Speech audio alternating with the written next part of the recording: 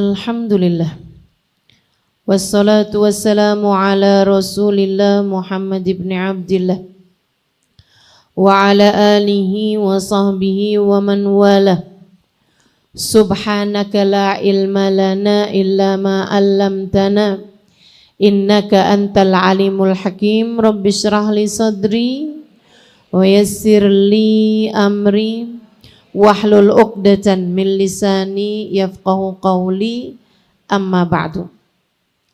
Alhamdulillah, sama-sama kita sayangi, kita muliakan segenap keluarga besar Muslimah Salehah Jakarta Pusat yang diketuai oleh Saudari Titin Fatimah, Ketua Komunitas Muslimah Salehah Jakarta Pusat.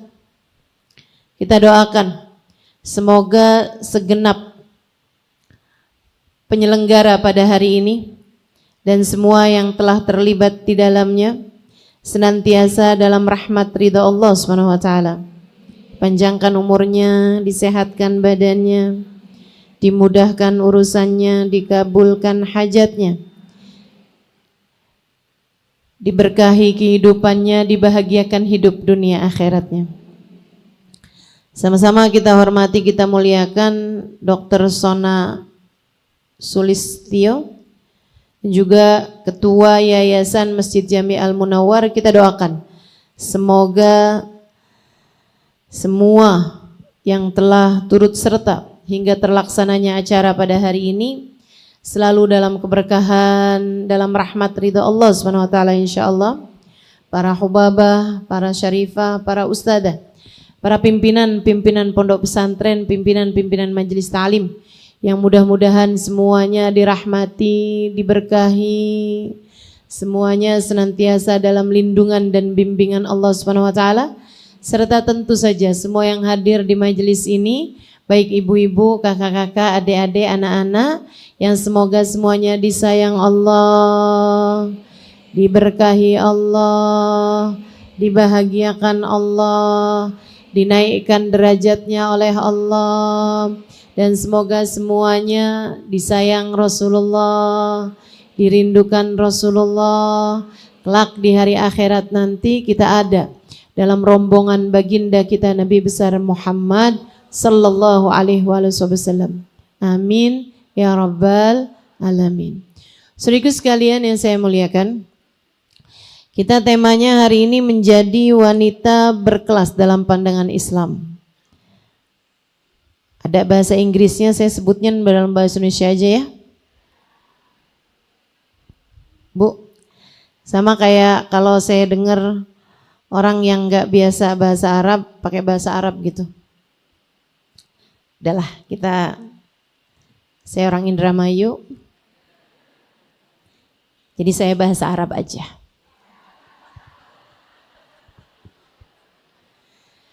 Saudaraku sekalian yang saya muliakan, menjadi wanita berkelas dalam pandangan Islam. Yuk sekarang kita pelajari dulu kelasnya. Ini ya, pencapaiannya, kelas tingginya nih. Kalau dalam pandangan Islam itu yang kayak gimana? Hadisnya baginda kita Nabi besar Muhammad. Sebab kalau kamu bicara tentang Islam, maka kamu bicara tentang Allah dan Rasulnya. Dan kalau kamu bicara tentang pandangan Islam, maka kamu akan berbicara atau kamu akan mendengar sesuatu yang dari Allah dan dari Nabi Muhammad. Tentu saja berupa Al-Quran ataupun hadisnya Nabi besar Muhammad sallallahu alaihi wasallam. Saudaraku sekalian, kata Nabi Muhammad, ini tentang value tertinggi nih. Ini tentang tingkat tertinggi, kelas tertinggi nih. Kata Nabi Muhammad, al-kayyis man dana nafsah wa amila lima ba'dal maut. Al-kayyis man dana nafsah wa amila lima ba'dal maut wal ahmaq man ittaba'a hawahu wa tamanna 'ala Allahil amani. Hadisun sahih. Kata Nabi Muhammad, al-kayyis, orang sukses, orang brilian, orang cerdas, kayis, orang berkelas. Siapa dia Rasul? Mandana nafsah, orang yang merendahkan, menguasai, mengendalikan nafsunya. Ini kan udah lain nih sudut pandangnya. Mandana nafsah, yang merendahkan, mengendalikan, mengekang hawa nafsunya, keinginannya. Wa amila lima ba'dal maut, dan dia berbuat untuk sesudah kematiannya. Panjang pikirannya, memikirkan jauh ke masa depannya. Dari jauhnya yang dia pikirin bukan untuk setahun ke depan, bukan untuk 10 tahun ke depan, bahkan bukan hanya sekedar nasib anak-anaknya ketika dia meninggal dunia nanti, gimana kehidupan dunianya, bukan. Tapi yang dia pikirin panjang untuk nasibnya 100 tahun ke depan, 1000 tahun ke depan, bahkan untuk masa yang abadal abidin, tidak ada ujungnya. Aila jannatin mangqalibuhu wa masirah am ilan nar.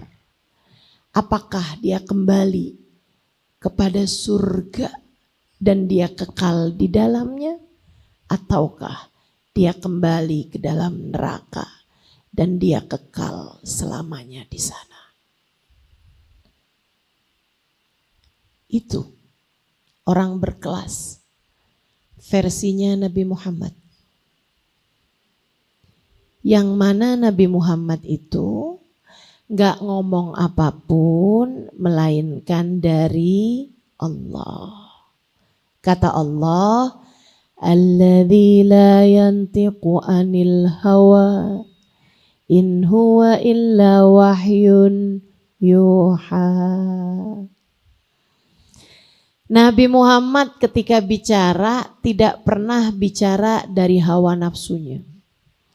Tidak pernah bicara dari dirinya. Tidak pernah bicara dari keinginannya. Akan tetapi semua yang dia sampaikan adalah wahyu dari Allah Tuhannya. Maka kata Nabi, orang berkelas. Dan karena kita perempuan, wanita yang berkelas adalah wanita yang mampu merendahkan hawa nafsunya, yang mampu mengendalikan hawa nafsunya, yang mampu mengekang hawa nafsunya, dan dia berbuat sesudah saat kematiannya. Wal ahmaq, kata Nabi Muhammad.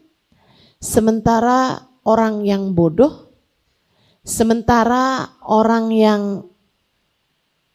bahasanya biar enak apa ya? Dungu. Wal ahmaq, sementara orang bodoh, orang dungu, orang yang gak paham, gak ngerti. Ini saya mau ngomong bahasa takutnya dibilang kasar nih ya. Tapi sebenarnya teman-teman, ahmaq itu di atasnya balid. Hamakah di atasnya baladah.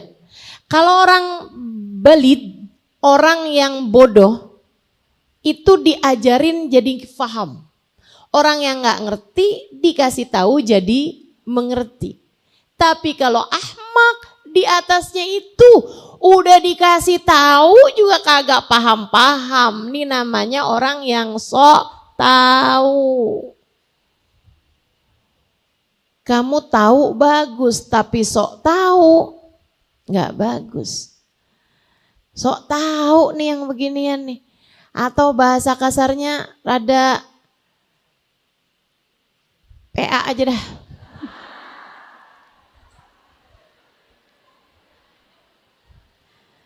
Ada orang berkelas, ada juga orang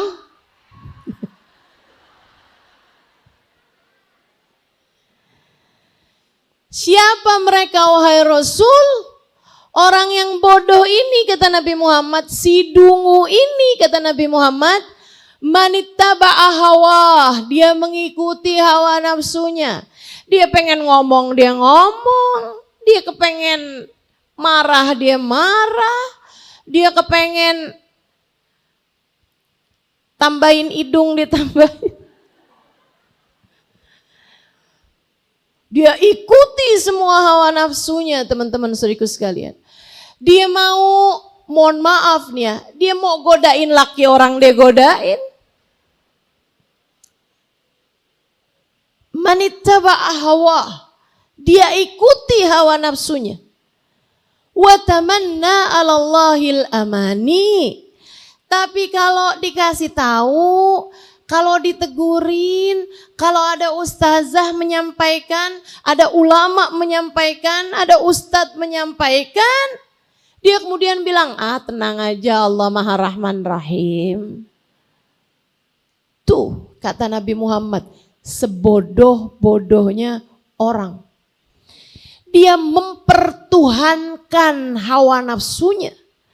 Dia mengikuti semua kemauan hawa nafsunya, tapi dia berangan-angan dari Allah Subhanahu wa taala. Lah kamu selama ini yang kamu ikuti hawa nafsumu, tapi kenapa ketika berbicara tentang urusan Allah, kamu menggunakan Allah sesuai dengan apa yang kamu inginkan? Enggak gitu ceritanya, Bu. Enggak gitu ceritanya, Kak. Maka yuk kita pelajarin nih. Biar jangan sampai ada di antara kita orang-orang yang masuk dalam kelompok orang-orang yang dungu ini. Biar kita semuanya jadi perempuan-perempuan yang memiliki nilai di sisi Allah Subhanahu wa taala. Memiliki kelas di sisi Allah Subhanahu wa taala. Biar kita dipandang. Saudaraku sekalian yang saya muliakan, nilaimu bukan pada seberapa cantik wajahmu.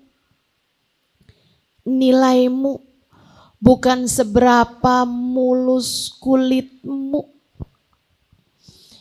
Nilaimu bukan tentang seberapa banyak nol dalam saldomu.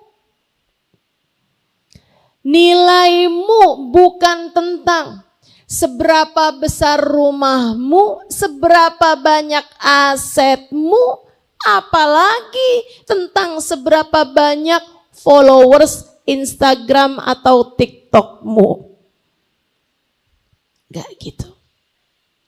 Enggak gitu.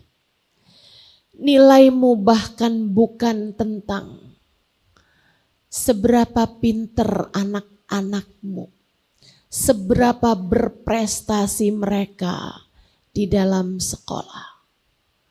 Nilaimu bahkan bukan tentang seberapa dicinta kamu di hadapan suamimu. Kamu harus tahu itu.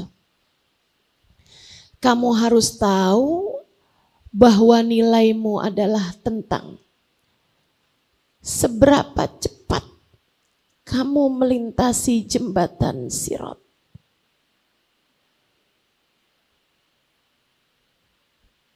Saya ulangi. Nilai kamu. Kamu nilainya adalah tentang seberapa cepat kamu ketika melewati jembatan Sirat. Nilai kamu adalah tentang seberapa depan barisanmu ketika digiring rombongannya Nabi besar Muhammad. Nilai kamu adalah tentang seberapa berat timbangan amal kebaikanmu. Nilaimu adalah tentang buku rapot yang akan kelak dibagi, buku rapot kehidupanmu. Adakah kamu masuk di dalam kelompok orang fa amman utiya kitabahu biyaminihi fasawfa yuhasabu hisaban yasira wa yanqalibu ila ahlihi masrura? Apakah kamu akan menerima catatanmu dengan tangan kanan? Kemudian kamu akan dihisab dengan hisaban yang mudah. Dan kamu dikembalikan kepada keluargamu yang juga soleh-soleha dalam keadaan penuh sukacita. Ataukah kamu menerima catatan kitabmu, catatan rapotmu, catatan kehidupanmu dengan tangan kirimu atau bahkan dari belakang punggungmu dilemparkan? Fasawfa yad'u thubura wa yasla sa'ira. Saat itu kamu akan berteriak, thubur, celaka, celaka saya, hancur saya. Wa yasla sa'ira, kemudian kamu akan diseret menuju neraka sa'ir. Siapakah kamu? Disitulah nilaimu. Disitulah kelasmu. Kamu harus paham ini. Karena gak ada waktu untuk berbekal di sana. Kecuali dengan kamu mengerjakannya di sini. Selagi hayatmu masih di kandung badan, selagi nafas masih mengalir di dalam dirimu, selagi aliran darah belum tersendat, belum terhenti di dalam tubuhmu. Sebab kalau udah terlanjur kematiannya datang, kamu gak bisa ngapa-ngapain. Kamu gak bisa naikin kelas. Kalau sudah datang saatnya, kamu gak akan bisa berbekal lagi. Teman-teman saudariku sekalian, jangan sampai kamu masuk dalam apa yang Allah Subhanahu wa taala ceritakan dalam Al-Qur'an. Hingga ketika ajal mereka datang. Qala rabbirji'un la'alli a'malu salihan fima taraktu kalla innaha kalimatun huwa qailuha wa min waraihim barzakhun ila yaum yub'atsun. Kata Allah, ada orang-orang yang ketika ajal datang menjemput mereka, mereka jadi baru ngerti urusannya dan baru nyesel. Ternyata yang mereka usahakan, ternyata yang mereka kira kelas, ternyata yang mereka kira nilai mereka dalam kehidupan, semuanya mereka tinggalkan. Tak ada satupun harta mereka bawa. Tak ada satupun jabatan mereka sertakan dalam nama mereka. Ketika datang ajal menjemputnya, ternyata cinta siapapun tak bermanfaat kala itu. Dia pun berkata, Rabbirji'un, ya Allah, tungguin dong, tundain dong. Ya Allah, kasih saya waktu sedikit lagi aja. Setahun ya Allah, tahun depan boleh deh, jangan sekarang.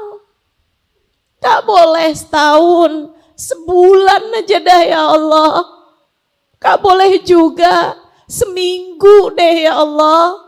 Gak boleh juga sehari deh ya Allah. Besok boleh, jangan hari ini ya Allah. Gak boleh juga sehari, sejam deh ya Allah, sejam. Habis jam ini ya Allah, jangan sekarang. La'alli a'malu salihan fima taraktu. Akan segera saya berbuat baik ya Allah. Akan segera saya beramal soleh ya Allah. Saya akan segera sedekah. Saya akan minta maaf. Saya akan sholat. Saya akan ibadah. Saya akan menghadiri majelis-majelis ilmu. Saya akan kerjakan semuanya. Lali a'malu sholihan fima taraktu. Saya akan kerjakan semua yang selama ini saya tinggalkan.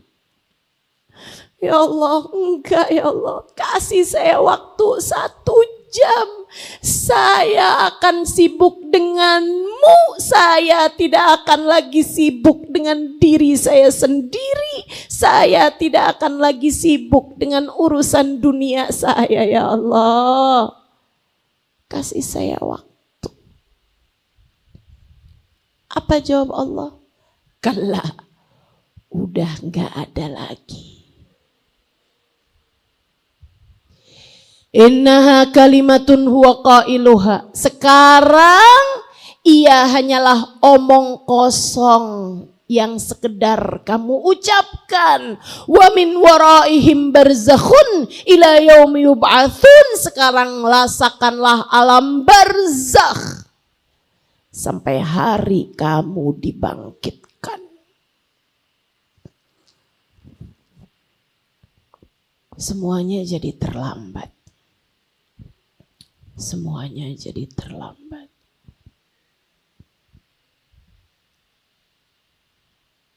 Bagaimana? Nilai kamu bukan tergantung dari seberapa panjang belajarmu, sebanyak hafal apapun hafalanmu. Enggak. Nilai kamu ada pada bagaimana Allah memandangmu, teman-teman. Bagaimana Allah memandang. Yuk, belajar. Belajar biar punya kelas yang cukup.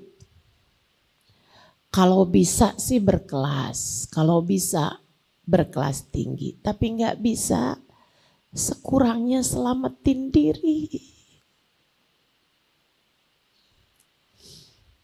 Kalau nggak bisa jadi bernilai, sekurangnya jangan terusir.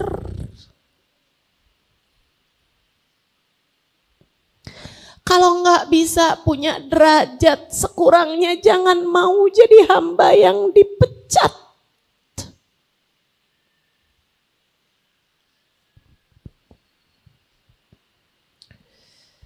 Kalaupun tidak dalam barisan di depan, sekurangnya jangan sampai dikeluarkan dari rombongan.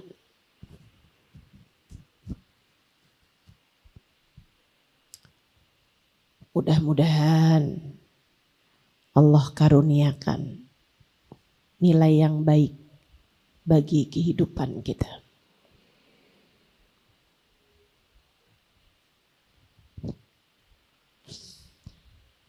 Gimana caranya Ustazah? 1, belajar. Ada ilmunya. Ilmunya, ilmu apa nih? Ilmu yang bikin kamu jadi lebih dekat dengan Allah Subhanahu wa Ta'ala. Nyarinya di mana Ustazah? Bukan di mana, tapi dari siapa.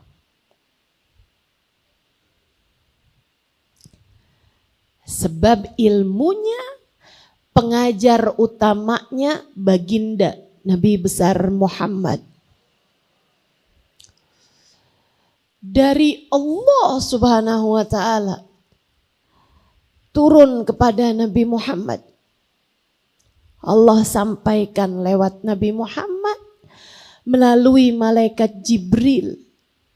Kurang apa kamu? Yang menyampaikan ilmu tentang Islam ini, tentang cara mendekat kepada Allah ini adalah seindah-indah Nabi melalui seindah-indah malaikat. Semulia-mulia Nabi melalui semulia-mulia malaikat.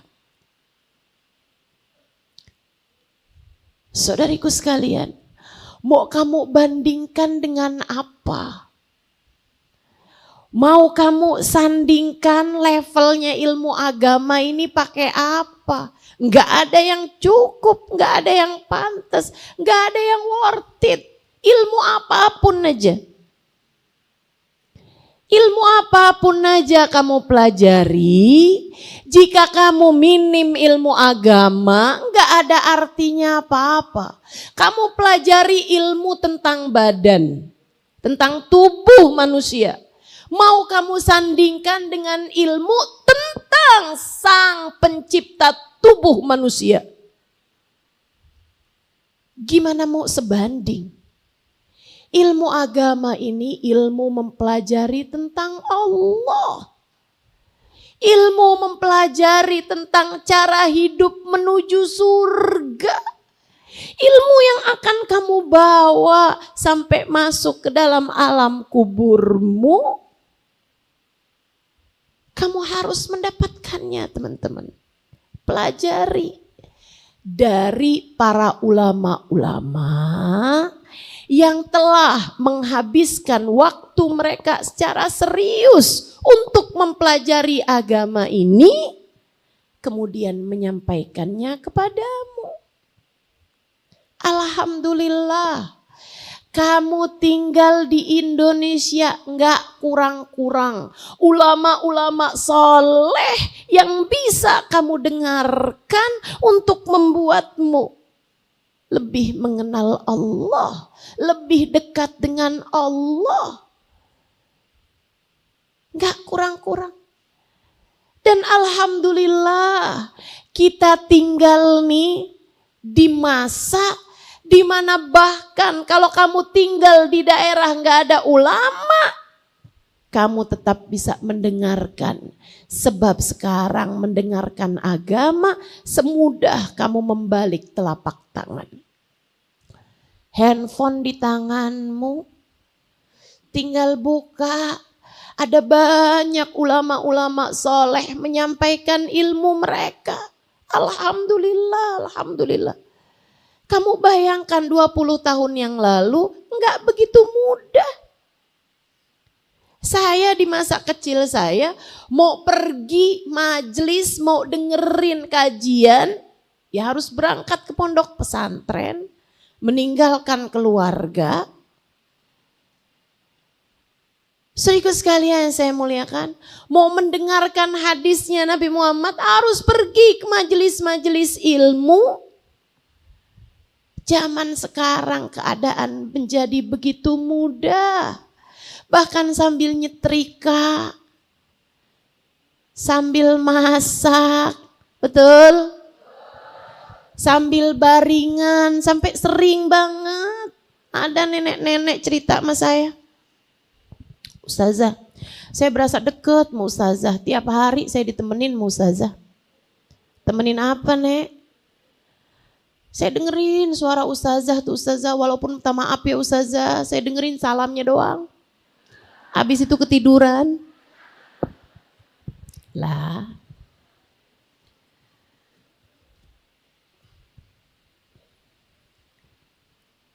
Alhamdulillah. Kita tinggal di saat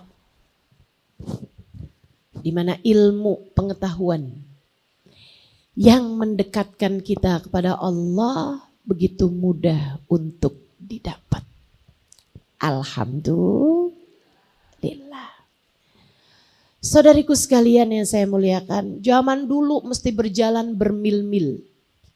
Makanya ada hadisnya Nabi, utlubul ilma walau bisin.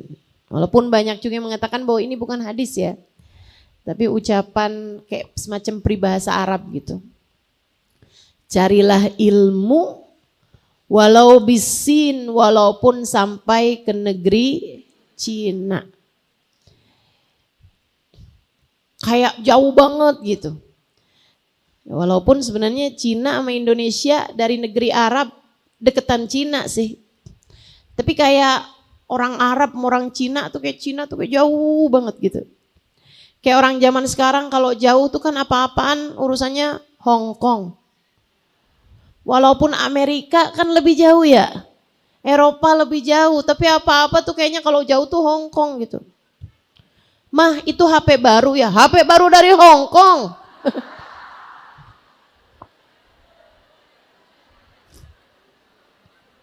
Iya kan? Begitu. Tuntut ilmu. Pelajari. Dari siapa? Dari para ulama. Ustazah. Para ulama tuh maksudnya ustadz. Belum tentu. Maksudnya ustazah? Belum tentu. Maksudnya semua kiai, semua abaib, enggak gitu. Tapi ulama. Ulamanya Allah. Karena teman-teman, ini saya kasih tahu juga. Nabi Muhammad bercerita, sayati zaman ala ummati kathir khutaba'uhu qalil ulama'uhu. Akan datang waktu bagi umatku banyak tukang ceramahnya, sedikit ulamanya.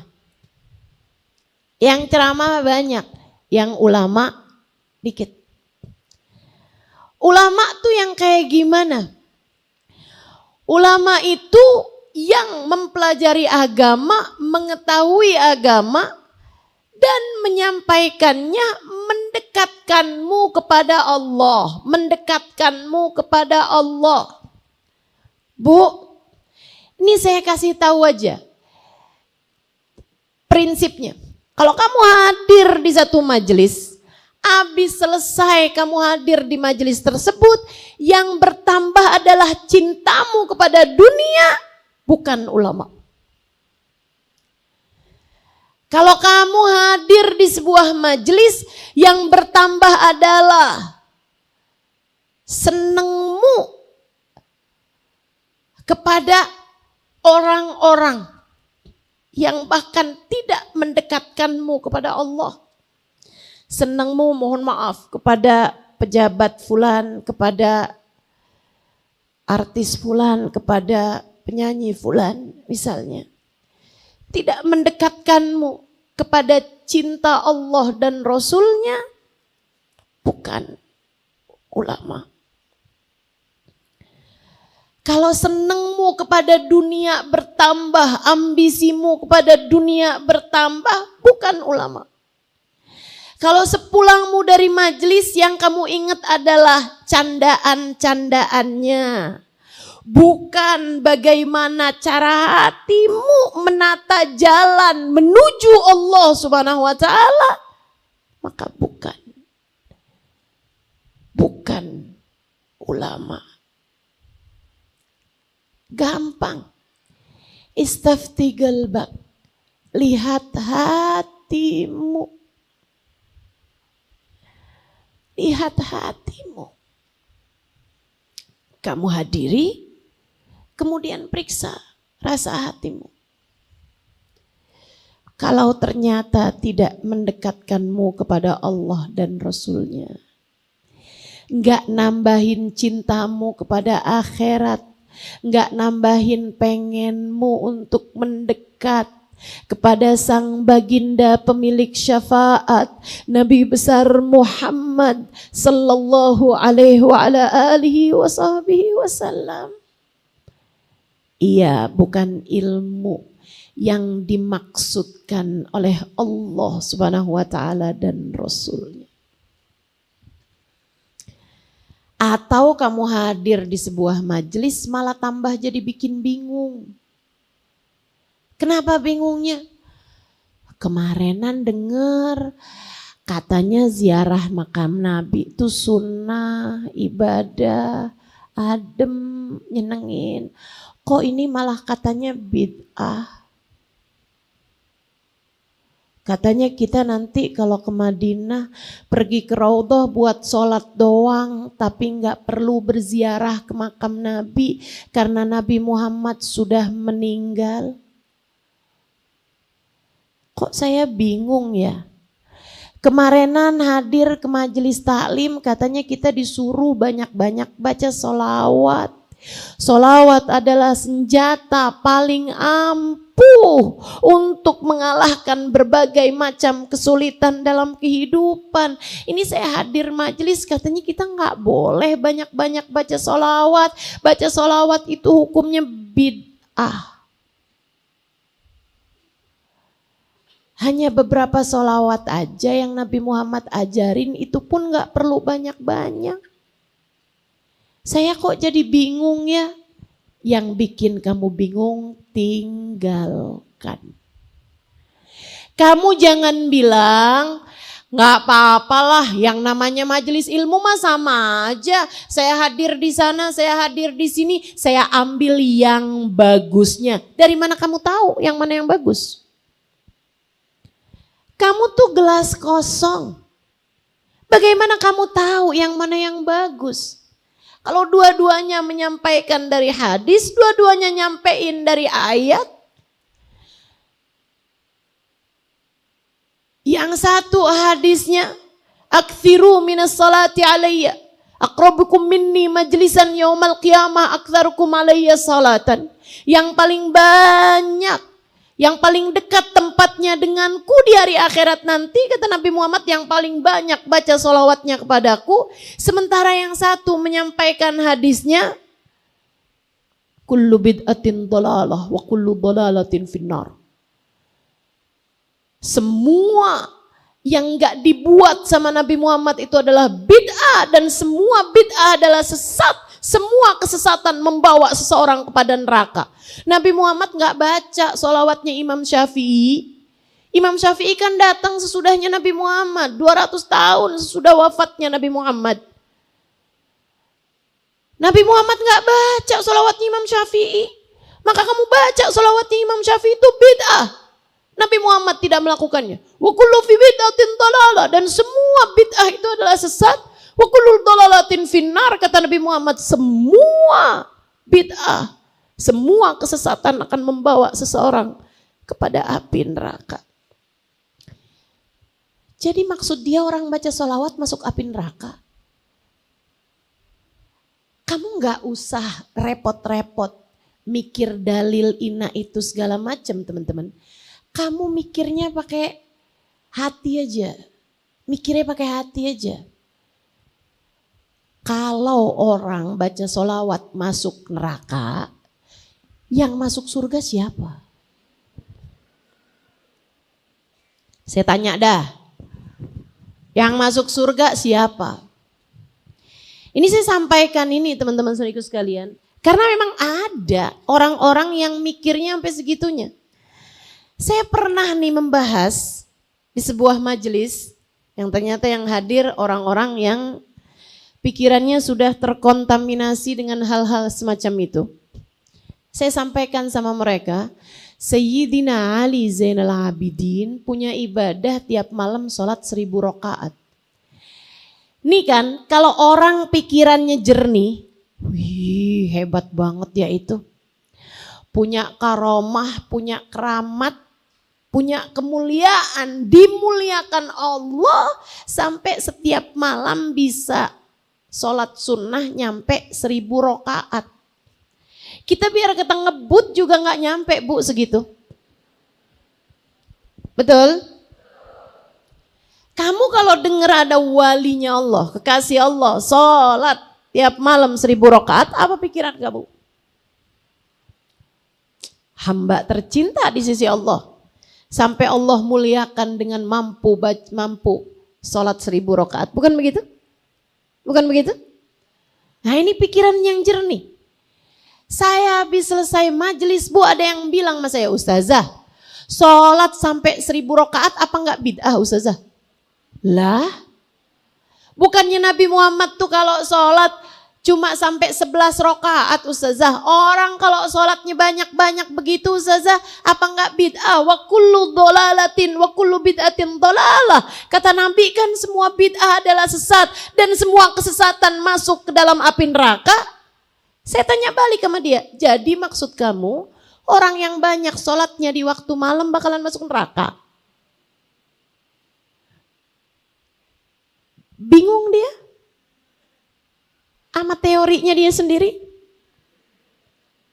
Bu, kalau yang masuk neraka adalah orang yang banyak sholatnya di waktu malam, lantas yang masuk surga siapa? Yang sepanjang hari tiktokan? Enggak sih, mau tanya beneran serius ini. Yang segala-gala bid'ah, segala-gala syirik, segala-gala kafir. Nabi Muhammad setengah mati berusaha memasukkan orang kafir ke dalam Islam. Ini ada orang-orang sekarang yang katanya ilmunya tinggi, orang Islam dianggap kafir sama dia. Bukan itu ulama yang dimaksudkan. Bukan mereka. Jadi kalau kamu hadir di satu majelis bikin kamu bingung, saya sarankan padamu, biar enggak bingung-bingung, enggak usah lagi hadir di majelis yang demikian. Jelas? Jelas? Kenapa begitu Ustazah? Karena ilmu itu cahaya. Cahaya enggak bakal bikin kamu bingung, enggak bakal bikin kamu nabrak-nabrak. Yang bikin kamu bingung, yang bikin kamu nabrak-nabrak, yang bikin kamu enggak tahu arah adalah kegelapan, bukanlah cahaya. Ilmu adalah cahaya. Saudariku sekalian yang saya muliakan, ilmu harus kamu pelajari. Pelajarin. Sampai bikin kamu ngerti caranya sholat. Bikin kamu paham caranya ibadah. Bikin kamu paham caranya ngatur hati. Bikin kamu paham siapa yang semestinya dicintai. Nih saya kasih tahu. Hati yang sudah dimasuki cahaya ilmu akan menjadi hati yang tahu siapa yang seharusnya dia cintai. Hati yang salah-salah mencintai berarti dia hati yang belum bercahaya. Saya mengerti banyak ilmu sih. Tapi gimana ya, cinta itu begitu besar dalam hati saya. Siapa yang kamu cintai? Suami orang? Ustazah, jika rasa ini haram, kenapa ia begitu besar dalam hati saya? Bukankah cinta ini dari Allah juga Ustazah? Lah, nyalahin Allah. Kamu ngerjain dosa terus kamu nyalahin Allah. Kedurhakaan macam apa yang sudah kamu lakukan itu? Hati-hati. Hati yang bercahaya faham siapa yang semestinya dia cinta. Semoga ilmunya jadi cahaya buat hati kita, amin. Amin ya rabbal alamin. Sedikit sekalian, ini saya cerita sedikit mengenai ilmu ini ya. Ada orang mengidolakan Sayyidina Umar. Sampai habis-habisan Sayyidina Umar. Di mana aja Sayyidina Umar ada, dia pasti tuh di soft terdepan. Dia setiap kali ngeliat Sayyidina Umar,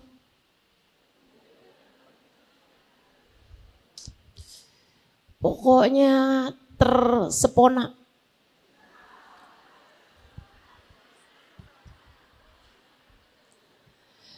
Dia kalau lihat Sayyidina Umar tuh kayak yang, udah deh. Besok-besoknya juga begitu. Setiap kali dia diam sendiri kebayang Sayyidina Umar. Mau tidur kebayang Sayyidina Umar. Bangun tidur kebayang Sayyidina Umar. Satu waktu Sayyidina Umar ngelihat dia ini. Pemuda. Sayyidina Umar panggil, sini. Bawa masuk ke rumah Sayyidina Umar. Diapain? Diajarin. Dikasih tahu tentang Allah. Diceritakan tentang Rasulullah. Sayyidina Umar kasih tahu tentang Allah dengan caranya Sayyidina Umar. Dikasih faham siapa Allah dalam hidupnya. Terus. Berjam-jam Sayyidina Umar bersama dengan orang tersebut. Bu, tapi ini tentang Sayyidina Umar bu ya, ilmunya murni langsung dari Nabi Muhammad sallallahu alaihi wasallam. Sayyidina Umar yang ngasih tahu tentang Allah langsung Nabi Muhammad. Nabi Muhammad yang ngasih tahu tentang Allah langsung Allah subhanahu wa ta'ala. Tentu gak sama dengan ulama-ulama zaman-zaman sekarang. Meskipun alhamdulillah zaman sekarang sekalipun kita masih punya ulama-ulama soleh-soleh yang bisa bawa kita ke jalan Allah subhanahu wa ta'ala. Ala kulli hal. Ustazah ala kulli hal itu maksudnya apa sih? Pokoknya gitu. Pokoknya nih Bu nih, Sayyidina Umar sampein kepada dia nih tentang Allah Subhanahu wa taala. Udah tuh. Ibu-ibu sekalian, habis hari itu dia tetap cinta kepada Sayyidina Umar. Tapi dengan cinta yang berbeda. Dia tidak harus ada di barisan depan. Dia nggak harus memandang Sayyidina Umar dengan pandangan mata. Dia sekarang lebih suka mendengarkan Sayyidina Umar dengan telinga batinnya. Dengan telinga hatinya. Hingga kemudian orang-orang pada bilang, tuh sekarang gak kayak dulu lagi tuh dia. Gak ngidolain Sayyidina Umar lagi tuh dia. Gak segitunya cintanya Sayyidina Umar. Satu waktu dia ditanya sama orang. Apakah sekarang cintamu kepada Sayyidina Umar berkurang? Dan dia jawab ucapannya. Dengerin, ini ilmu. Ilmu kalau udah masuk di hati seseorang. Udah enggak segitunya ama yang nyampein, udah nyampe kepada yang disampaikan. Udah nyampe ke tujuan. Dia bilang, ba'dama arafta rabba Umar fala ahtaju ila Umar. Sesudah saya kenal Tuhannya Umar bin Khattab. Oh mohon maaf ya, mohon maaf saya ada keliru sedikit ceritanya. Teman-teman saya sekalian nih, untung kelirunya sekarang. Kalau enggak saya susah setengah mati nih. Mau benerinnya. Alhamdulillah Allah kasih ingat ceritanya sekarang. Teman-teman saya sekalian, orang kemudian bertanya kepada Sayyidina Umar. Orang cerita sama Sayyidina Umar. Sayyidina Umar, inget gak tuh mau pemuda yang itu tuh? Yang dulu-dulu selalu aja di sofa yang paling depan? Iya kata Sayyidina Umar, inget saya. Yang ada tai lalatnya sebelah saya. Ah itu dia Sayyidina Umar. Kenapa tuh? Kata Sayyidina Umar. Dia sekarang sudah gak lagi mengidolakanmu wahai Umar. Sayyidina Umar menjawab, ba'dama arafta rabba Umar fala ahtaju ila Umar. Bukan. Dia bukan sedang tidak lagi mencintai Umar, akan tetapi sesudah dia kenal Tuhannya Umar, dia tidak lagi memerlukan Umar. Bu, terkadang nih kita cari ilmu, ada seseorang yang membuat kita, dia nih guru saya. Akhirnya kita cinta. Kayak tadi tuh, memandangnya dengan terpesona. Nih Bu, saya lagi ceritain tentang diri saya. Ketika saya belajar berguru kepada guru-guru saya kayak gitu. Saya sering jatuh cinta sama guru saya. Dalam artian positif, jangan dikira mau jadi istri kedua, kagak.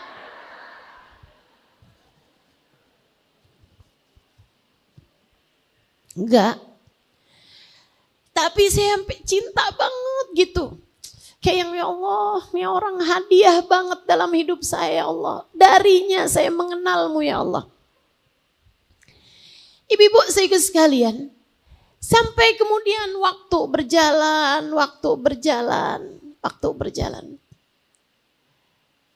Ketika pada akhirnya saya tahu nih yang mana tujuan, yang mana jalan.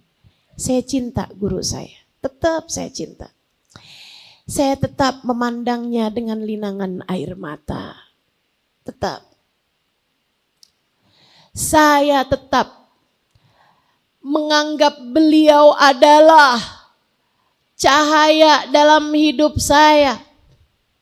Akan tetapi saya lebih suka mendengarnya lewat mata batin saya, lewat telinga batin saya, dan mendengarnya lewat pandangan mata hati saya. Enggak harus yang kayak desek-desekan, datang dari malam.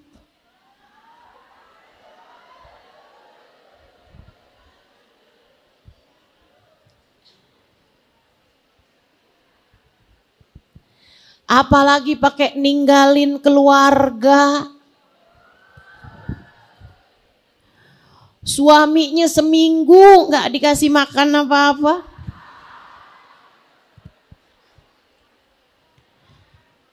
Tiap hari ngeliat ada tulisan yang ditempelin di kulkas. Nasinya udah siap, telurnya tinggal ceplok ya.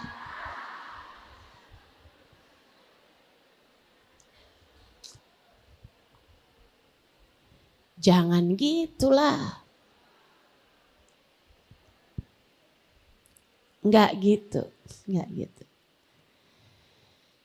Alhamdulillah kita sekarang berada di zaman seperti yang tadi saya sampaikan. Begitu mudah menuntut ilmu gitu ya. Kita belajar dari para ulama-ulama. Kalau kita bilang, wah nih benar-benar bisa nyampein kita kepada Allah Subhanahu wa ta'ala. Kalau gitu mulailah berjalan. Bu, kendaraanmu sehebat apapun, secepat apapun tidak akan bisa menyampaikanmu ke tempat tujuan jika tidak mulai kamu hidupkan. Jika tidak mulai kamu kendarai. Wih, ini cepet banget nih mobil saya nih. Ganti saya nih, mobilnya keren banget dah. Terus kamu mau kemana sebenarnya? Ke Surabaya nih, saya lagi cari mobil nih. Habisnya itu kemudian, kok kamu gak berangkat ke Surabaya? Oh, ganti mobil. Kenapa gitu? Ada yang lebih cepet. Kayak gitu tuh keadaan orang-orang yang ngaji doang tapi gak diamal-amalin. Ilmumu itu cahaya, betul. Akan tetapi enggak jadi apa-apa kalau kamu tidak mempraktekannya dalam kehidupan. Dipakai ilmunya. Kamu udah tahu sholat, kamu udah tahu berjamaah sholat 27 kali lipat. Kamu udah tahu saat paling indah antaramu dengan Allah adalah saat sepertiga malam terakhir. Tahu dari kapan itu? Tahu dari zaman dulu bukan? Tapi siapa di antara kita yang sesudah mendengar hal itu kemudian sungguh-sungguh bangun di waktu malam mengerjakan beberapa rakaat sholat sunnahnya, tengadah tangannya, ya Allah terimalah aku. Ilmu betul, betul. Tapi yang kedua, wa amilus solihat. Kerjakan amal soleh. Kamu pengen jadi perempuan berkelas, kamu pengen jadi perempuan yang memiliki nilai, maka sesudah kamu pelajari ilmunya, amalkanlah. Gak ada Bu, nih saya kasih tahu. Gak ada ceritanya orang sampai di ilmu yang membuat dia gak perlu ibadah. Ini saya kasih tahu aja nih. Ya, nggak ada ceritanya. Ada orang nih, kok dia nggak sholat? Dia mah udah nggak wajib lagi sholat. Nggak ada ceritanya tuh. Saya kasih tahu orang yang nggak wajib sholat, itu cuma 2 orang Bu. Satu, orang yang mati. Begitu kamu mati nih, kamu udah nggak wajib sholat lagi. Itu satu. Sama yang kedua, orang yang gila. Jadi selagi kamu masih hidup dan kamu nggak gila, maka jangan tinggal sholatmu. Jalanmu menuju Allah Subhanahu wa taala. Pengen jadi perempuan berkelas, jangan tinggal ibadah. Jangan tinggal kewajibanmu kepada Allah. Sholatmu benahi Bu, sholatmu benahi. Gak ada ceritanya orang, dia udah jadi wali, dia udah sampai sama Allah. Jadi dia gak perlu sholat subuh. Dia udah sholat subuh di Mekah.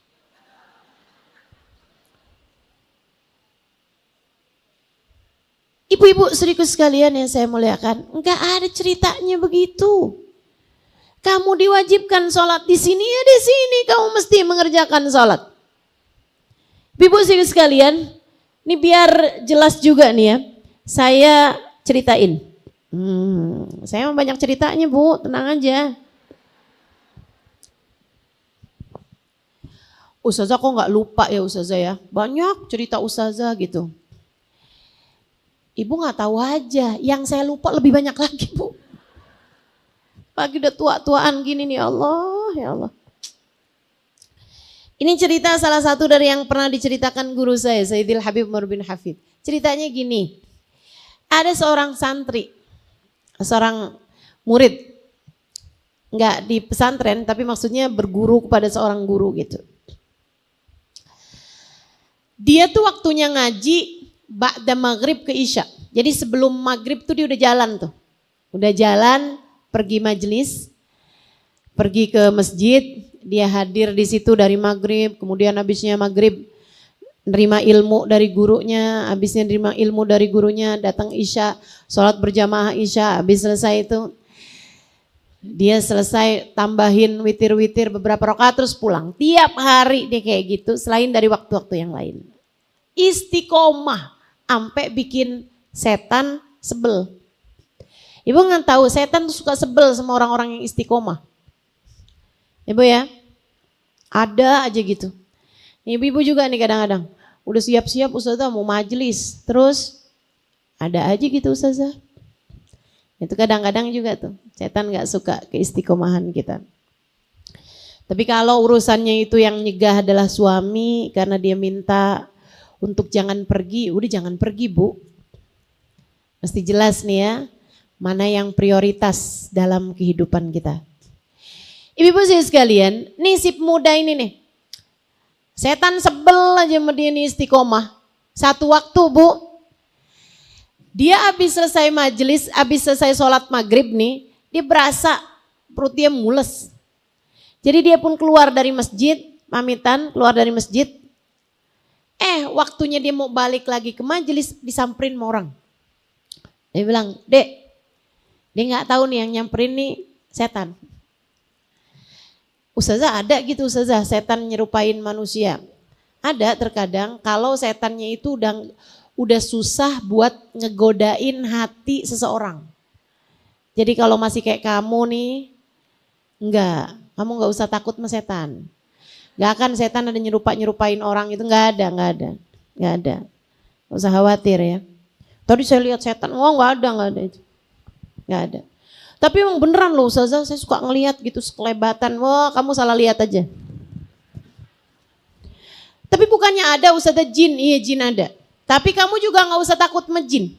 Saya kasih tahu teman-teman, kita nih kan kalau lagi sakit, kalau lagi ini suka kadang-kadang ngerasain sesuatu yang gak sesuai merasanya. Kayak makanan manis jadi pahit gitu kan. Bu, jin itu kalau lagi lemah atau kalau lagi ada masalah, dia kemudian kelemahannya itu membuat dia tampak di hadapan manusia. Jadi kamu harus tahu, jin yang menampakkan diri itu pasti adalah jin yang sedang lemah, entah karena sakit, entah karena sedang ada masalah. Jadi kalau ada jin menampakkan diri sama kamu, daripada kamu lari, mendingan kamu tanya lagi ada masalah apa ente. Gak usah takut, sama yang begituan gak usah takut.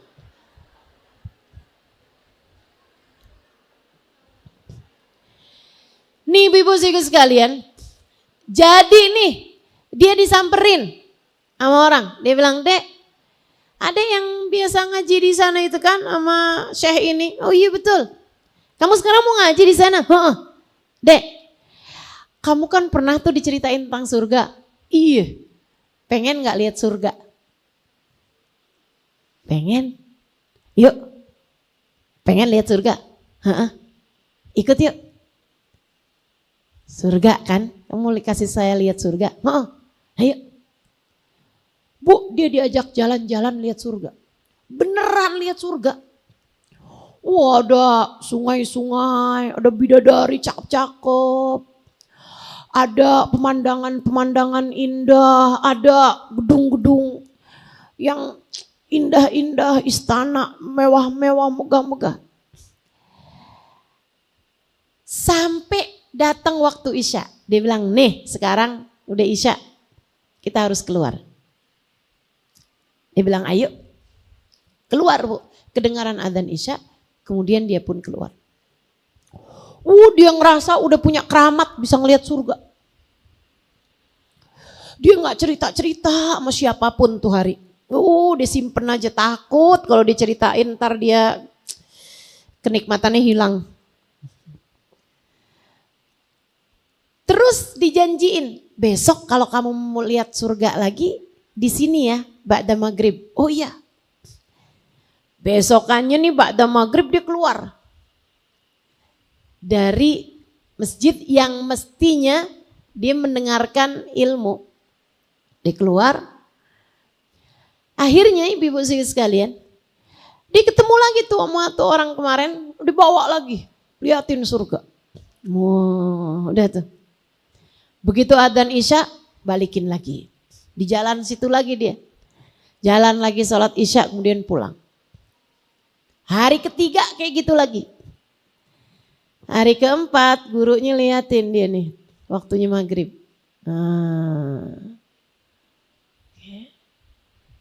Pergi lagi nih. Oh hari ketiga diliatin. Hari keempat, habisnya Isya, panggil sama gurunya. Sal, ya waladi. Nak sini nak. Habis Isya. Iya Syekh. Kamu tadi habis maghrib kemana?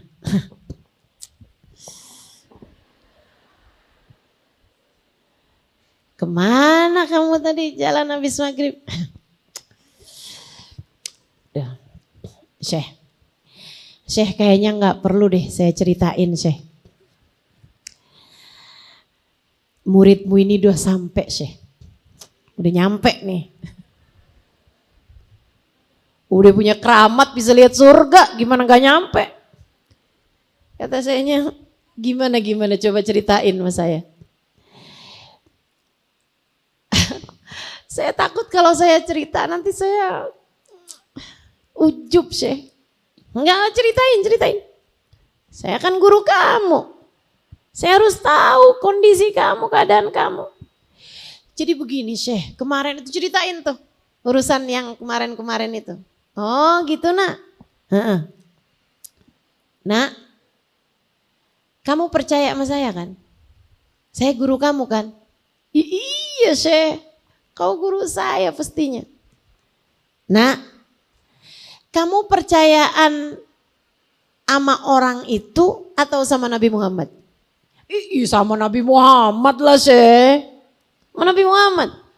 Nah, Nabi Muhammad bilang, "Idza marartum biriyadil jannah farta'u." Kalau kamu ngelewatin kebun surga, hadirlah.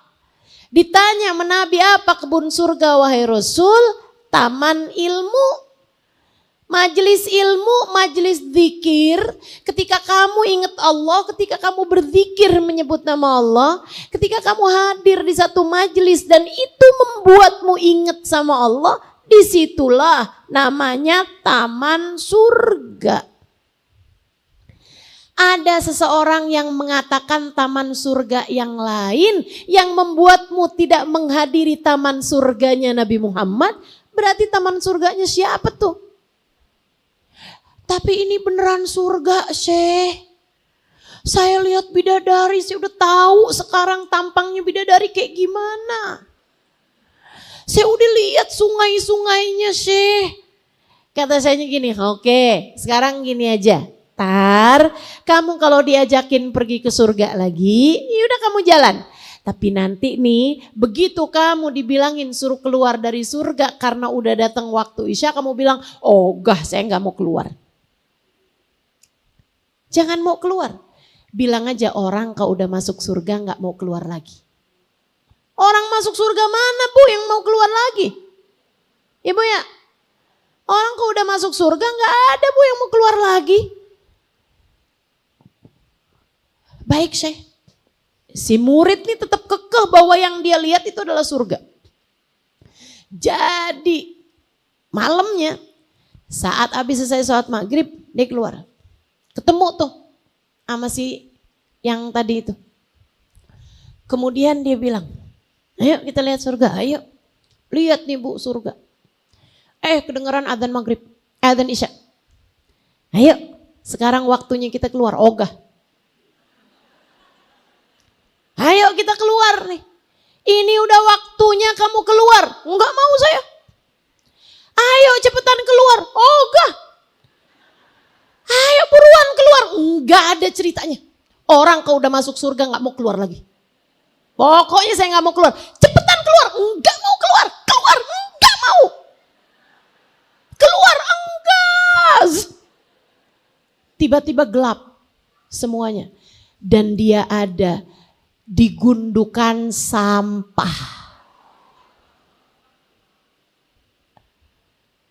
Ternyata yang dia lihat hanyalah fata morgana. Ternyata yang dia lihat bukan kenyataan sesungguhnya. Jadi Bu, jangan mau dikelabuhi. Jangan mau dikelabuhi. Jalan surga itu kita tempuh. Bukan kita nikmati sekarang, bukan. Bukan. Kita berbuat, buat surga di dunia ini. Amilus salihat, kata Allah Subhanahu wa taala. Orang selamat wa amilus salihat. Beriman dengan landasan ilmu. Ilmu kamu tuh sampai bikin kamu kenal sama Allah Subhanahu wa taala. Sampai kamu bikin faham siapa Allah Subhanahu wa taala dalam kehidupanmu.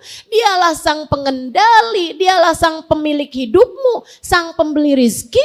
Itu satu, harus kamu punya ilmu yang membuat kamu beriman dengan hakikatnya iman. Kemudian yang keduanya wa'amilus soleh. Kerjakan amal soleh. Kerjakan sholat, baca zikir, baca sholawat. Ibadah pada Allah Subhanahu wa ta'ala.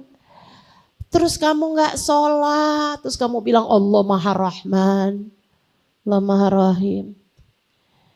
Bu, ibu bayangin ya, diri ibu nih, yang suka sholat subuh kesiangan, ada.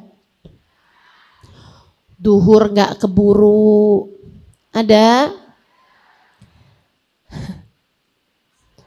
Asarnya udah ke magriban, ada. Kadang nih takut gak keburu asar, asarnya saya duluin aja barengan sama duhur. Ada yang pernah begitu? Kalau kamu sedang dalam perjalanan panjang lebih dari 82 km gak apa-apa. Emang syariat memperbolehkan. Tapi timbangan pergi ke pasar Tanah Abang, sholat kamu jamak-jamak, tuh gimana ceritanya? Daripada gak keburu ustazah, lah gak keburu karena apa? Maksud kamu gak keburu sholat tuh karena apa? Karena apa? Saudaraku sekalian yang saya muliakan, bukankah hidupmu adalah untuk ibadah? Lah kok kamu sampai gak keburu sholat tuh karena apa? Ibu-ibu saudaraku sekalian yang saya muliakan, kalau kamu nih asarnya gak keburuan, kemudian maghribnya ke isyaan, isyanya ketiduran, subuhnya kesiangan. Subuhnya kesiangan. Terus kamu bilang Allah Maha Rahman, Allah Maha Rahim. Yang penting tuh beriman, Tuhan kita Allah. Nabi kita Nabi Muhammad, tenang aja urusan ibadah mah, sholat tuh nomor 2. Maksudnya dia dari rukun Islam. Ibu-ibu saudaraku sekalian yang saya muliakan, nih yang kayak begini kamu bayangin aja, kamu punya anak nih. Terus kamu bilang, nak makan. Oh enggak, saya makan mah. Ditumpahin tuh makanan. Mama makan baik. Makanan yang kamu udah bikin ditumpahin sama dia. Nak bersihin makanannya. Enggak mau. Ayo cepetan bersihin makanannya. Oh enggak. Enggak mau bersihin makanannya. Kamu mau pukul ya, mama makan baik. Sebel gak kamu sama modelan kayak begini? Tiap hari kayak gitu, lama-lama kamu pukul gak nih anak? Kamu pukul. Apalagi kalau udah urusannya yang gede-gede, teman-teman saudaraku sekalian. Apalagi kalau urusannya udah yang besar-besar, bukan hanya sekedar menumpahkan makanan. Tapi misalnya kamu larang dia buat pacaran, dia pacaran, mana sama suami orang lagi. Habis itu dia hamil di luar nikah. Terus dia bilang, mama kan baik. Kayak apa kamu rasanya sama dia? Keluar kamu dari rumah sini. Bukan begitu? Demikian pula Allah Subhanahu wa ta'ala. Allah kasih kewajiban kepadamu teman-teman. Kerjain. Allah larang kepada kamu. Larangan-larangannya tinggalin. Jangan kemudian kamu bilang Allah Maha Pengampun. Enggak gitu ceritanya.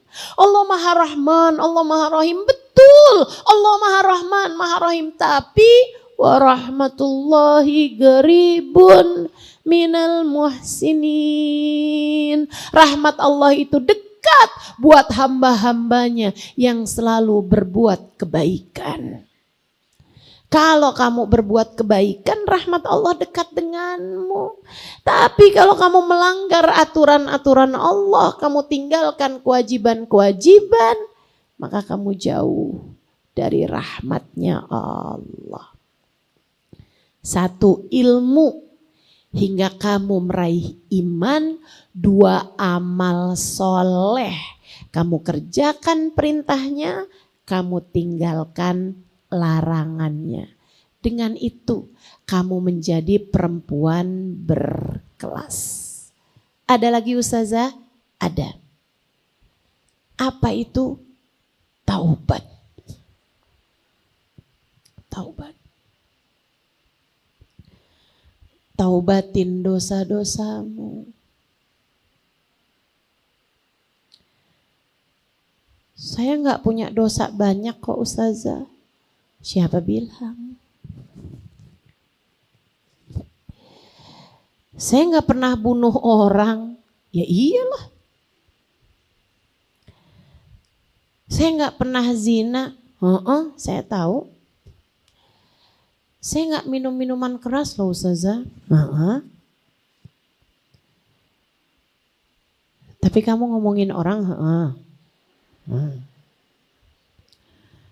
Tapi kamu nyakitin orang, iya.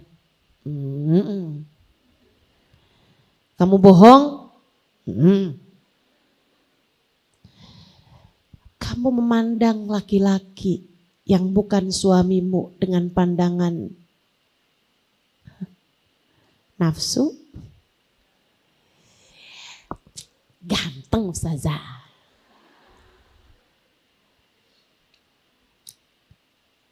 Baik pula Ustazah, saya jadi mikir, coba saya kawinnya sama dia.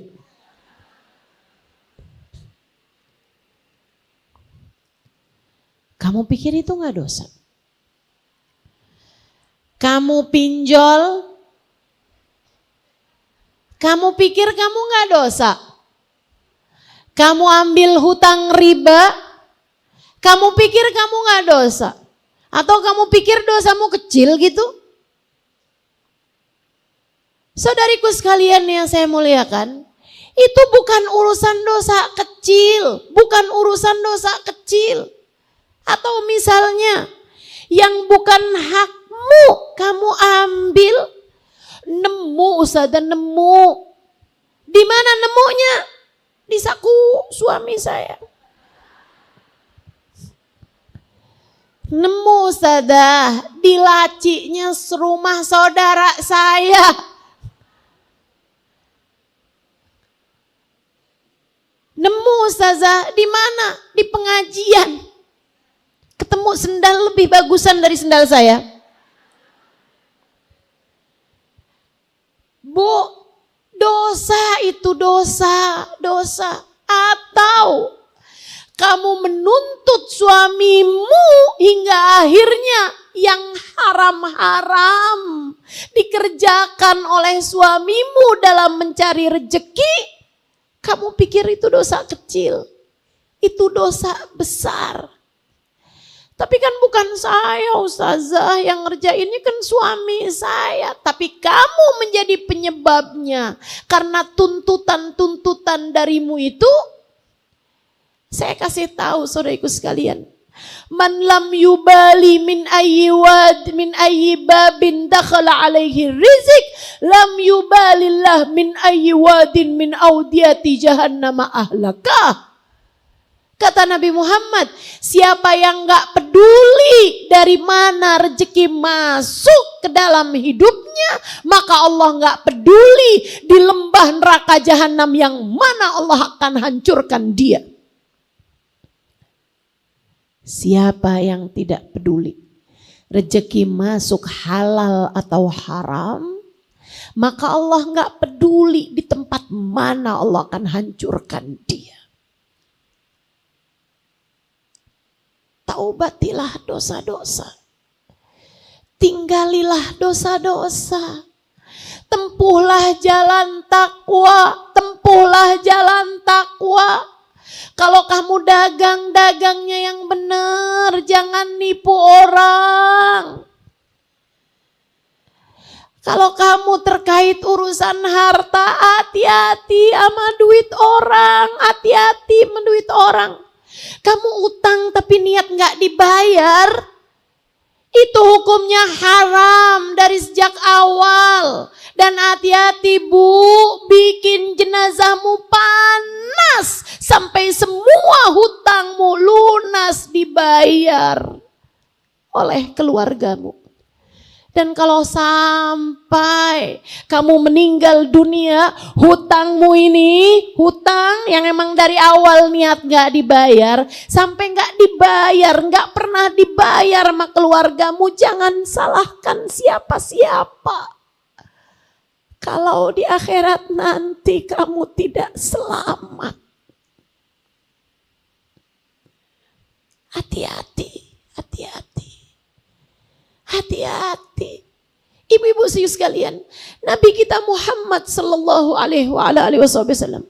Kalau ada sahabatnya meninggal dunia, Nabi nggak nanya, "Bu, dia sholat tahajudnya gimana?" Nabi nggak nanya urusan sholatnya. Nabi nggak nanya apakah dia pernah haji apa enggak, apakah dia pernah ibadah apa enggak.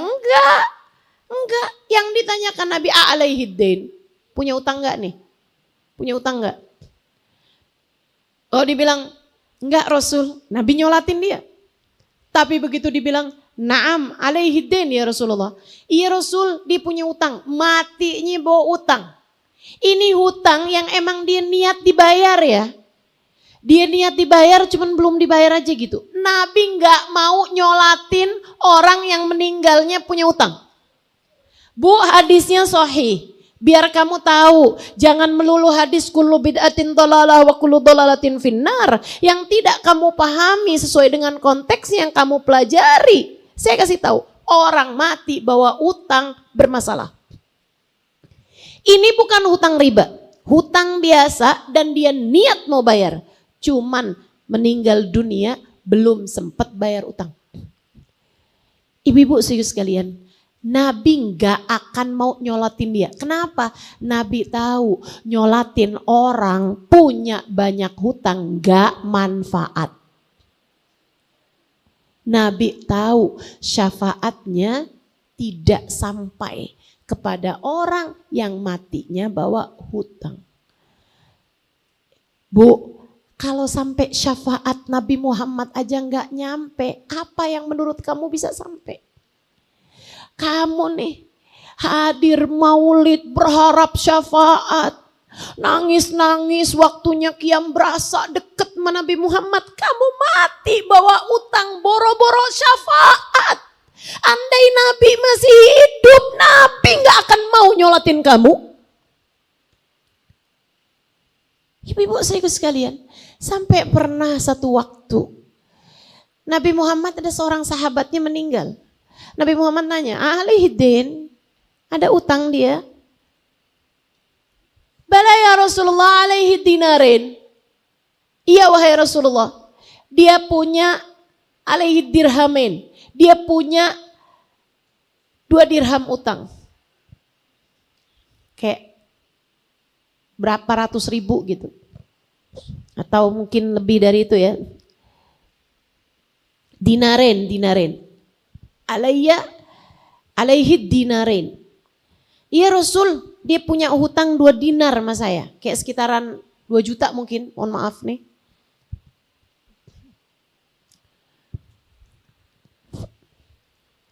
Katanya Nabi Muhammad, "Kalau gitu saya gak mau nyolatin dia." Ada sahabatnya kesian sama dia nih. Kalau sampai Nabi Muhammad gak nyolatin dia. "Ya Rasulullah alaihi dinarin." Abu Qatadah namanya. Dia bilang, "Rasul, saya deh yang bayarin utangnya Rasul. 2 dinarnya saya Rasulullah yang nanggung. Saya yang nanggung 2 dinarnya." Nabi kemudian bilang, "Kalau gitu kamu urusan sama dia ya. 2 dinarnya tuh dia yang mau bayarin." "Iya Rasul." Dah tuh. Nabi mau nyolatin dia. Ibu-ibu sih sekalian, Abu Qatadah yang cerita ini. Katanya Abu Qatadah, "Itu beberapa hari saya gak punya duit buat bayarin hutang orang ini. Di masa-masa itu saya gak mau ngeliatin muka saya di hadapan Nabi." Padahal sahabat tuh Bu paling seneng kalau udah ada di hadapannya Nabi Muhammad. Paling demen mereka liatin mukanya Nabi, apalagi diliatin sama Nabi paling seneng. Tapi Abu Qatadah bilang, "Saya dalam hari-hari sebelum saya bayar utang, bisa bayarin utang." Bukan bayar utangnya dia nih Bu, bayar utangnya temennya. Itu saya nggak berani tampil, nggak berani kelihatin muka di hadapan Nabi Muhammad. Kenapa? Tiap kali Nabi lihat saya, Nabi Muhammad bilang, ya Abu Qatadah, itu dinarin. Abu Qatadah, kamu udah bayar tuh yang 2 dinar. Malu saya. Jadinya saya nggak mau kelihatan muka di hadapan Nabi Muhammad. Ini saya cerita ini biar kamu ngerti betapa bermasalahnya hutang itu.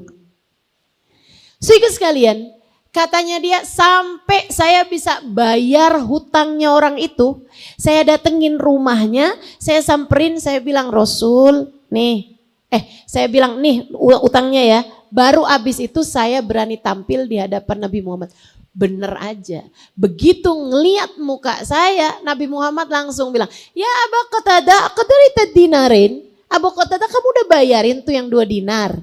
Dia bilang, al-an qadaituhuma ya Rasulullah. Ini baru aja nih saya lunasin 2 dinarnya wahai Rasulullah. Apa jawab Nabi? Al-an baruda jildu ya Abu Qatadah. Kalau begitu baru aja adem jenazahnya sahabatmu itu wahai Abu Qatadah.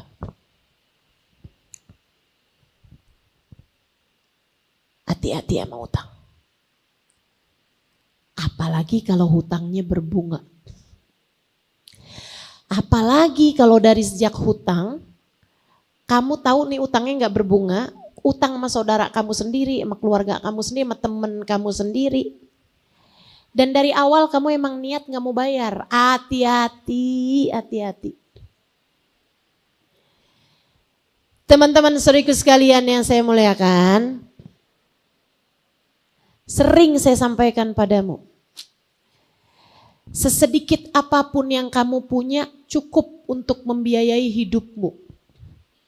Kamu niat nih sekarang nih, kesulitan apapun saya nggak mau utang. Sesulit apapun saya nggak mau hutang riba. Sesulit apapun saya nggak mau utang riba. Dan kalau kesulitannya benar-benar urusan makan, kamu kemudian ngambil utangan sama saudara kamu, harus sungguh-sungguh kamu niatkan dalam hatimu, ya Allah mudahkan saya melunasinya. Bu, saya sampaikan ini karena kebanyakan dari kita tuh kalau utang, urusannya cuman karena mau beli iPhone 17.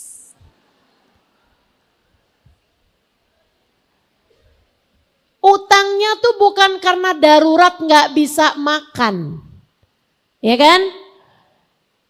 Nih saya kasih tahu, sesedikit apapun uangmu cukup untuk membiayai hidupmu, namun sebanyak apapun uangmu nggak akan cukup untuk membiayai gaya hidupmu. Maka kalau pengen hidup tenang, jangan banyak gaya. Jelas?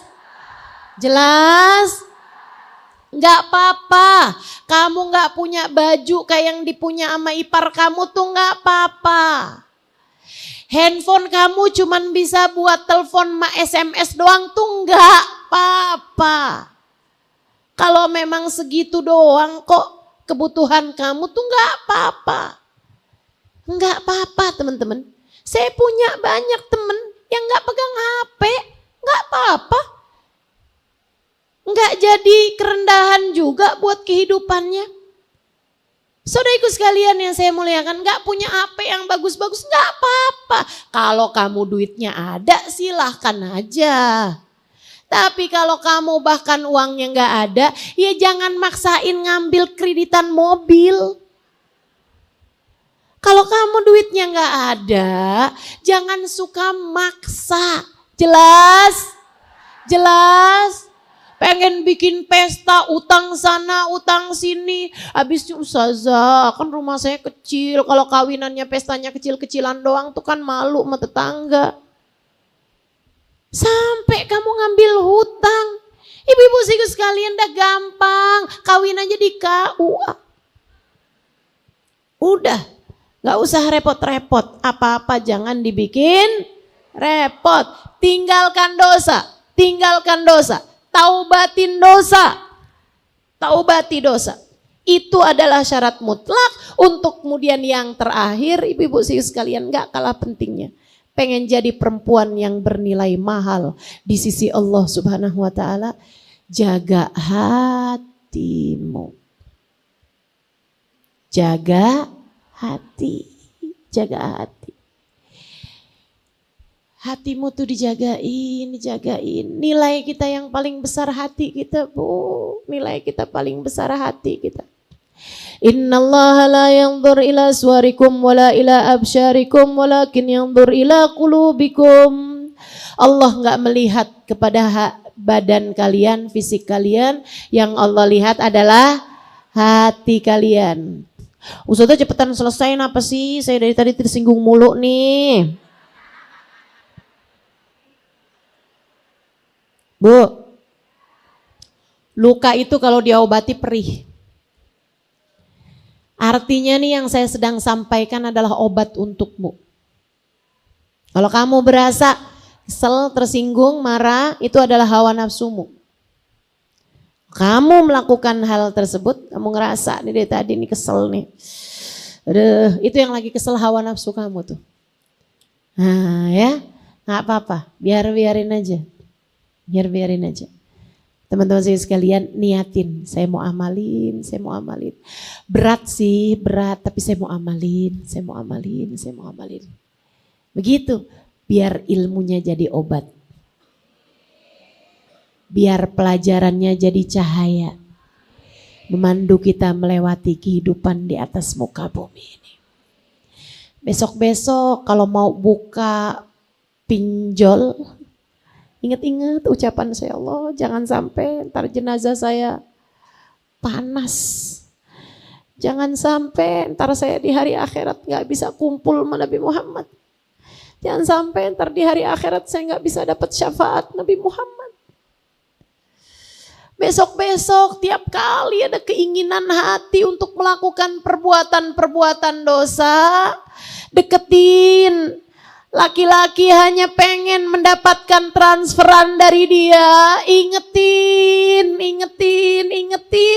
Jangan sampai saya seneng di dunia sebentar bikin saya tersiksa di akhirat nanti. Jangan sampai ini terjadi. Yuk bersihin hati dari segala dosa-dosanya. Udah gak usah sibuk sama aibnya fulan, aibnya faltan. Udah gak usah sibuk sama keadaannya orang-orang di luaran sana. Gak usah sibuk juga sama dramanya artis fulan, sama kondisinya keadaan fulan. Apa gak cukup sama drama kehidupanmu sendiri, sama jatuh bangunnya hatimu sendiri? Jaga hati. Saudariku sekalian yang saya muliakan, kalau ada yang nawarin kamu, mau nggak? Pasangin aplikasi, bikin kamu tahu posisi suami kamu lagi ada di mana. Bilangin nggak perlu. Saya nggak perlu aplikasi buat tahu di mana suami saya berada. Saya hanya perlu aplikasi buat tahu di mana hati saya berada. Saya nggak perlu tahu posisi suami saya. Apakah sedang bersama dengan perempuan lain ataukah tidak. Saya hanya perlu tahu posisi hati saya. Adakah Allah telah ada di sana? Waktunya sudah sebentar lagi. Pastikan Allah dan Rasulnya ada dalam hatimu. Pastikan cinta Allah dan cinta Nabi Muhammad lebih besar daripada cintamu kepada siapapun. Saudariku sekalian yang saya muliakan, Allah minta kamu buat jaga hati, buat jaga diri, bukan buat jagain orang lain. Apa yang dilakukan suamimu gak akan jadi hisabmu. Kemana perginya suamimu? Enggak akan ditanya sama malaikat. Kemana perginya hatimu? Akan jadi pertanyaan-pertanyaan yang akan dihisab di hari akhirat nanti. Bu, ayolah, waktunya kita belajar, waktunya sudah tinggal sedikit lagi. Sudah hampir tiba saatnya kita menghadap Allah Subhanahu wa Ta'ala. Kalau udah datang waktunya, kamu nggak peduli lagi hati suamimu apakah masih kepadamu atau tidak. Dan ibu saya kasih tahu, Ustazah, tapi kok sakit banget ya kalau suami udah gak cinta sama kita lagi. Saya kasih tahu Bu, biar kamu paham urusannya. Kenapa? Karena bagaimanapun yang ngasih rasa hati itu Allah Bu. Kenapa Allah bikin hati suamimu berpaling darimu? Saya kasih tahu. Allah lagi mau ngasih tahu sama kamu, cinta manusia seberapapun besarnya bisa berpaling darimu. Allah lagi mau tegur hati kamu. Tuh liatin, ditinggalin sama suami aja kamu segitu sakit hatinya. Kamu harus tahu di akhirat nanti kalau aku meninggalkanmu, kamu jauh lebih sakit lagi daripada itu. Karenanya, untukmu yang merasa hati suamimu sedang berpaling darimu, menangislah di hadapan Allah. Kemudian katakan padanya, ya Allah, meski siapapun meninggalkanku, Engkau satu jangan tinggalkan aku ya Allah. Maafkan saya selama ini sering meninggalkanmu ya Allah. Maafkan saya selama ini mencintai yang lain lebih daripada cintaku padamu ya Allah. Maafkan saya. Ya Allah, siapapun bisa berpaling dariku, tapi Engkau jangan tinggalkan aku ya Allah. Jangan tinggalkan aku. Kamu sama suamimu, entah dia meninggalkanmu, entah kamu duluan meninggal dunia dan meninggalkan dia. Tapi Allah akan selalu bersamamu. Pastikan hubungan antaramu dengan Allah. Pastikan hubungan antaramu dengan Allah. Jangan ikuti nafsu. Jangan terus ambisi sama dunia. Jangan melulu soal uang yang ada dalam pikiranmu. Waktumu mengingat Allah. Waktumu memperbaiki hubungan sama Allah. Taubatlah, jaga hatimu. Setiap waktu tanyakan, adakah Allah dalam hatimu? Gak usah sibuk ngejar cinta manusia. Sudah saatmu sibuk mengejar cinta pemilik manusia. Saatmu sibuk mengejar cinta pemilik manusia. Saatmu sibuk mengejar cintanya Allah. Kalau enggak sekarang kapan lagi? Enggak ada yang memikirkan kuburmu kalau bukan kamu sendiri. Dek, saya sampaikan ini kepadamu. Enggak akan ada yang memikirkan kuburmu kalau bukan kamu sendiri. Enggak akan ada yang berbekal untuk kuburmu kalau bukan kamu sendiri. Dan sampai dengan sekarang, saya enggak pernah dapat jaminan. Kamu pun juga bukan. Kamu udah dapat jaminan bakal masuk surga? Enggak kan? Saya juga. Tiap kali kamu kepikir berbuat dosa, apapun aja bentuk dosanya. Tiap kali kamu mau pikir mau meninggalkan aturan-aturan Allah dalam hidupmu, apapun aja bentuk aturannya, ingetin diri. Allah bisa banget masukkan kamu ke dalam murkanya. Allah bisa banget masukkan kamu ke dalam nerakanya. Allah bisa banget bahkan mencabut iman dari dalam hatimu itu. Allah bisa banget ninggalin kamu, kemudian menyengsarakan hidupmu semenderita-menderitanya. Bisa banget, bisa banget.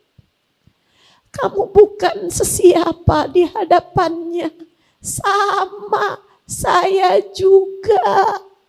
Makanya yuk kita sama-sama berbekal, yuk kita sama-sama perbaiki diri, yuk kita sama-sama menjadi seseorang yang memiliki nilai tinggi dalam pandangan Allah. Mandana nafsah, yang dapat mengendalikan hawa nafsunya, wa amila lima ba'dal maut, dan dia berbekal untuk masa sesudah kematiannya.